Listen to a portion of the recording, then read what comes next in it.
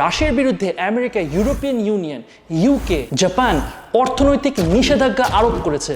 আন্তর্জাতিক বাণিজ্যে Russia dollar, euro, yen, pound কোনো কিছুই ব্যবহার করতে পারবে না। তার মানে তারা আন্তর্জাতিক কোনো লেনদেনে আপাততর জন্য অংশগ্রহণ করতে পারবে না। ভিসা এবং মাস্টার কার্ড, যেটা হচ্ছে আমেরিকান বেসড কোম্পানি, তারা রাশিয়ান ফাইন্যান্সিয়াল ইনস্টিটিউশনসকে অলরেডি তাদের নেটওয়ার্ক থেকে ব্লক করে দিয়েছে। বিশ্বের সবচাইতে বড় ড্যানিশ শিপিং কোম্পানি মেরস্ক রাশিয়া থেকে ডেলিভারি আনা নেওয়া একদম বন্ধ করে দিয়েছে। রাশিয়া হচ্ছে পুরো বিশ্বের মধ্যে তৃতীয় সর্ববৃহৎ তেল রপ্তানিকারক। তেলের দাম 2021 সালের ডিসেম্বর থেকে এখন পর্যন্ত 40%-এরও বেশি বেড়ে গেছে। রাশিয়া 36টা দেশ থেকে অলরেডি প্লেন আসা বন্ধ করে দিয়েছে এবং ইউরোপিয়ান ইউনিয়নও রাশিয়ান এয়ারলাইন্সকে ব্যান করে দিয়েছে।